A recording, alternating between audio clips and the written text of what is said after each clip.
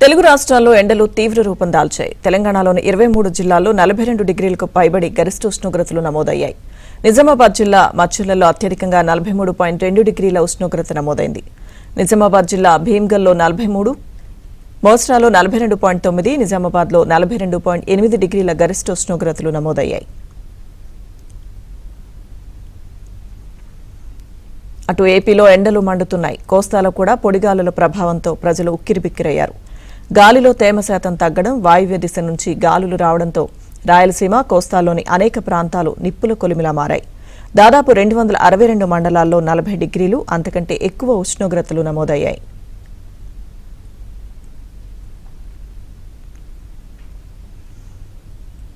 హైదరాబాద్లో ఎండల తీవ్రతపై మరింత సమాచారం మా ప్రతినిధి నుమాన్ అందిస్తారు.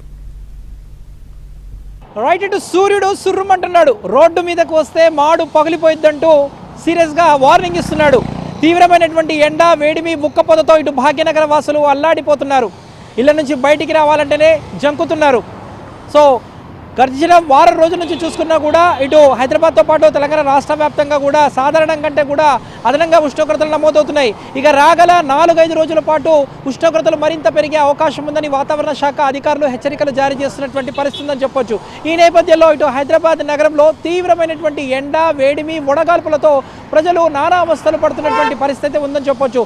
అత్యధికంగా 41 డిగ్రీల ఉష్ణోగ్రతలు ఇటు హైదరాబాద్ నగరంలో నమోదవుతున్నాయి. ఇక తెలంగాణలో చూసుకుంటే 42 నుంచి 44 డిగ్రీల ఉష్ణోగ్రతలు నమోదవుతున్నటువంటి పరిస్థితి మనకు కనిపిస్తుందని చెప్పొచ్చు.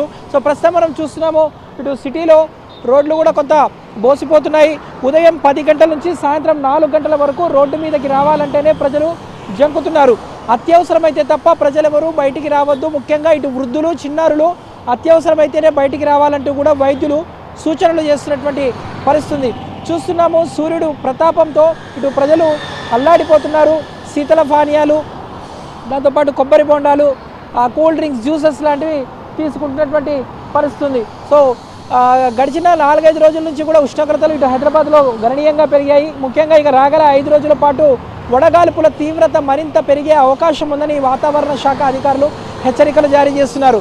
హైదరాబాద్, రంగారెడ్డి, మేడ్చల్, సంగారెడ్డి ఈ జిల్లాల పరిధిలో చూసుకుంటే మాత్రము ఉష్ణోగ్రతలు విపరీతంగా పెరిగినటువంటి పరిస్థితి మనకు కనిపిస్తుంది. సో పెరిగిన ఎండల తీవ్రతతో ప్రజలు అల్లాడిపోతున్నటువంటి పరిస్థితి కూడా మనకు కనిపిస్తుందని చెప్పొచ్చు.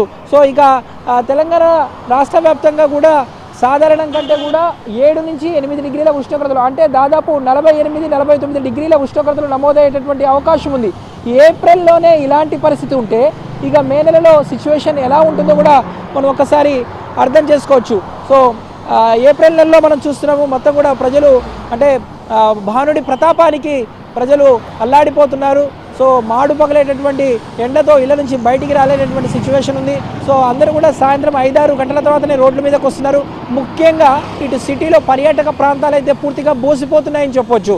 గోల్కొండ, చార్మినార్, దాంతోపాటు Birla Mandir, necklace road, tank bund లాంటి ప్రాంతాల్లో అయితే ప్రజలందరూ సాయంత్రమే బయటికి వస్తున్నారు. ఉదయం ఎవరు కూడా బయటికి రాలేనటువంటి సిచ్యువేషన్ అయితే మనకు కనిపిస్తుంది.